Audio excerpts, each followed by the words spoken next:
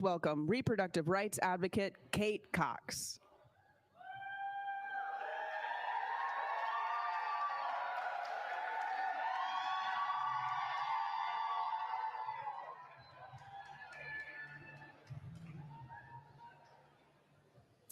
Hello, everyone. My name is Kate Cox. I am the proud mom of two wonderful children, and being their mother is the greatest joy of my life. My husband and I always wanted a big family, so when we learned I was pregnant with our third child in August, we were overjoyed.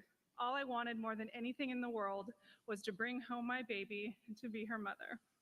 But in the fall, I learned that was not going to be the case. We learned our baby had full trisomy 18. Our doctor told us that if she survived the pregnancy, she'd live for at most hours or days. The pregnancy was plagued with pain and suffering, with several visits to the emergency room and the unbearable mental toll of waiting for the inevitable and unavoidable loss of our baby girl. And with every minute that I stayed pregnant, the risks to my health and to a future pregnancy were growing. At that moment, my whole earth shattered. It is to this day the most painful thing I have ever been told. I needed to end my pregnancy so that I'd have the best chance for my health, for parenting my children, and for a future pregnancy. And I wanted to access that care in my home state, close to my family, my loved ones, and my doctors. I never imagined having to fight for something so basic as a procedure to save my health. But after I filed a lawsuit seeking to clarify that I qualified under one of the rare exceptions of Texas's abortion bans, I was denied that most basic right. My state chose to drive me out of my home, my community, away from my children, my doctors, rather than to let me access care. So amidst all my grief at the loss of my pregnancy, I had to kiss my children goodbye and flee my home state to get my abortion. It was unspeakably hard. My experience has intensely reminded me that abortion is health care. Wanted, prayed for pregnancies sometimes end in abortion. And mothers and parents are the right people to make compassionate, difficult decisions for themselves, their families, with their doctors, not politicians. But that is not the reality facing women across our country. I'm just one person, we're just one family, but our story is playing out in countless cities and states across America every day because of these extreme abortion bans. Women are going through the nightmare that I did. It breaks my heart. I want to express my gratitude to President Biden and Vice President Harris, who are fighting tirelessly for our reproductive rights.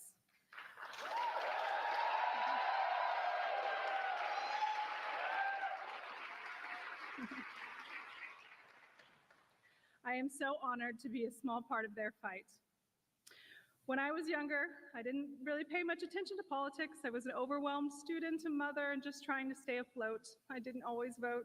But after what happened to me, I promise you I will never again miss an opportunity to vote. I will cast my ballot in every election like my life depends on it, because for me and so many others, it does.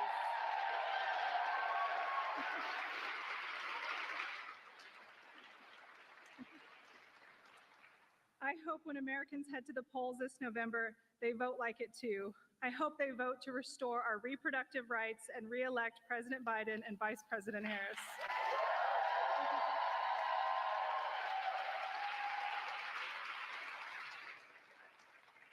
Today, I'm happy to share that I'm pregnant again.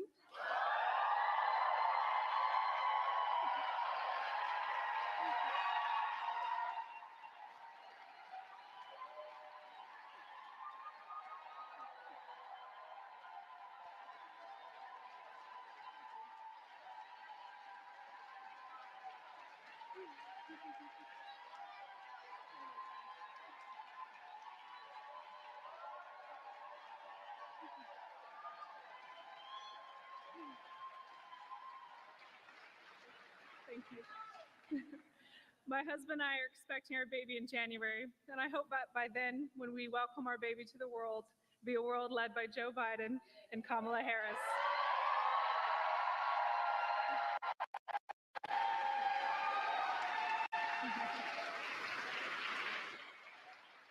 who trust women, fight for us, and are working to make our country a better place. It is now my honor to introduce a champion for this cause, someone who is fighting for me and so many others across this country, the first woman Vice President of the United States, Kamala Harris.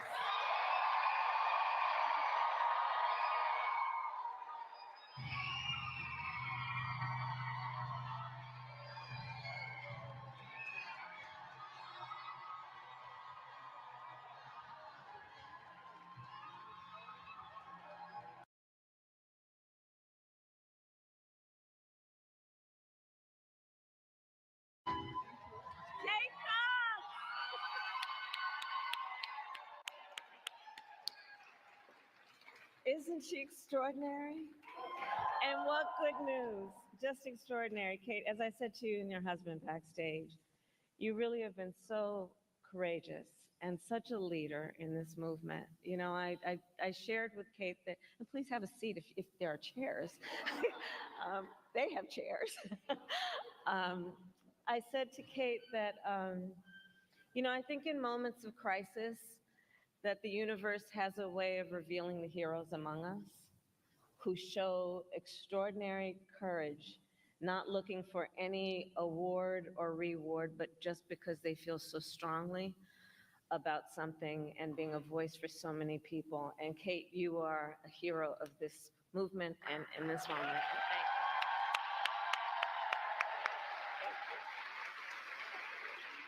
And I want to thank all the elected officials and members of Congress who are here, Senator Van Hollen, Representative Glenn Ivey, and I will acknowledge the next senator from the great state of Maryland, my dear friend, Angela Alsobrooks.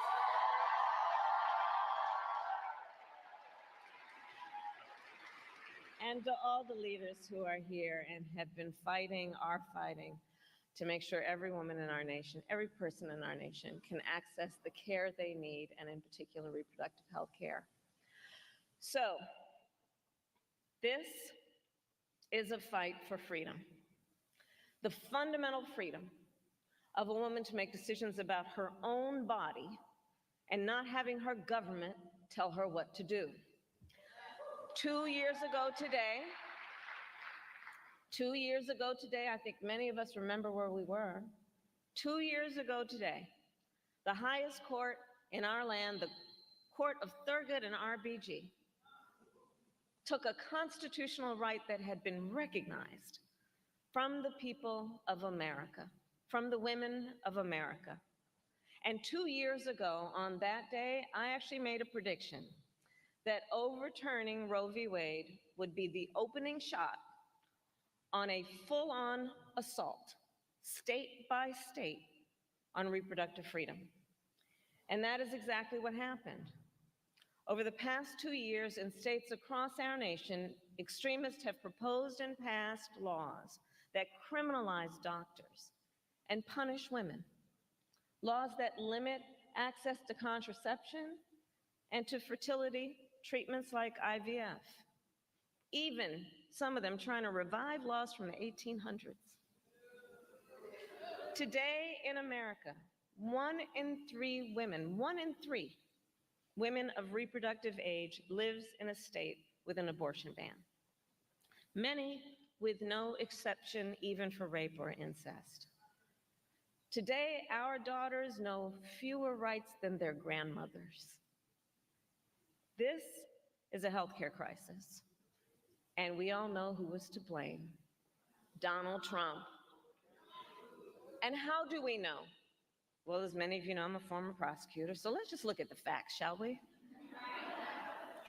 When he was in the White House, Donald Trump handpicked 3 members of the United States Supreme Court because he intended for them to overturn Roe v. Wade.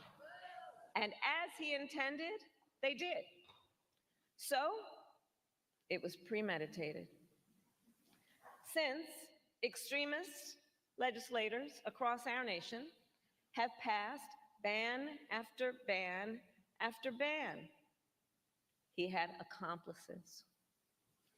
And Trump has not denied, much less shown remorse for his actions. Instead, he, quote, proudly takes credit for overturning Roe. My fellow Americans, in a court of law, that would be called an admission. And some would say a confession, all pointing to the ultimate issue. In the case of the stealing of reproductive freedom from the women of America, Donald Trump is guilty.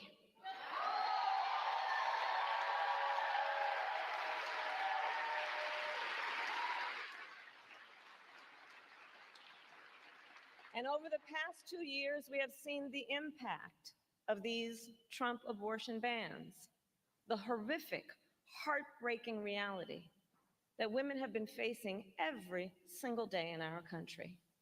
Women have been refused care during a miscarriage, turned away from the emergency room, and only given care when they develop sepsis. We have seen attacks on IVF. Women denied the freedom to make some of the most personal decisions in their lives.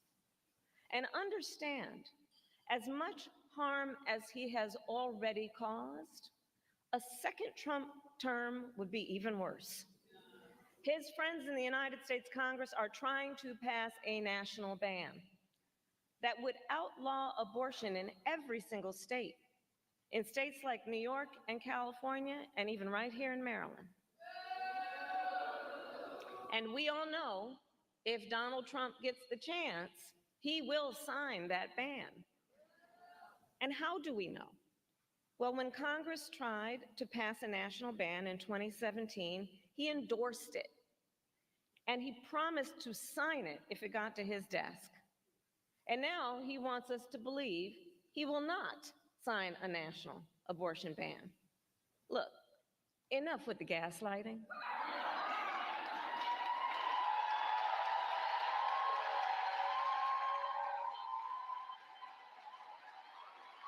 Enough.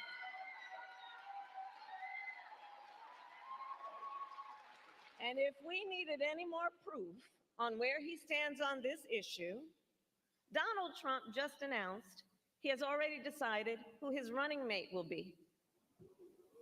Without knowing that person's name, we already know it is someone who wants to ban abortion. Every person on his short list either supported a ban in their state or supported a national ban. And it doesn't stop there. If there were a second Trump term, he has admitted that he is, quote, looking at restrictions on contraception. And pay close attention to how his friends in the United States Senate obstructed a bill to protect the right to contraception. Not once, not twice, but 3 times. So it comes down to this. Donald Trump thinks the government is in a better position to tell women what's in their best interest than women are to know for themselves. But Joe Biden and I trust women.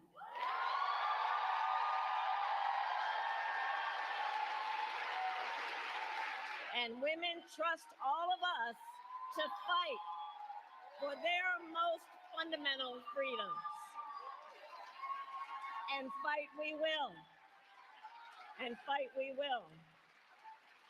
And you know, as I travel our country, it is clear that most Americans do believe one does not have to abandon their faith or deeply held beliefs to agree the government should not be telling her what to do with her body.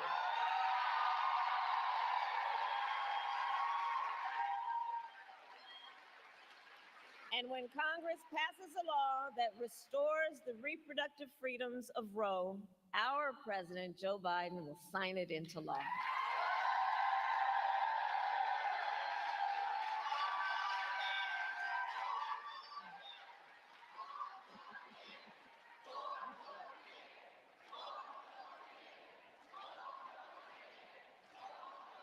Indeed. So here's the bottom line. Here's the bottom line. It's going to take all of us to get there. It's going to take all of us to get there, and momentum is on our side. Think about it. Since Roe was overturned, every time reproductive freedom has been on the ballot, the people of America have voted for freedom. From Kansas to California to Kentucky, in Michigan, Montana, Vermont, and Ohio, the people of America have voted for freedom, and not by a little, but often by overwhelming margins, proving this is not a partisan issue, proving that the voice of the people has been heard and will be heard. So today I ask, are you ready to make your voices heard? Do we trust women? Do we believe in freedom? Do we believe in the promise of America? Are we ready to fight for it? And when we fight, we win. God bless you and God bless America.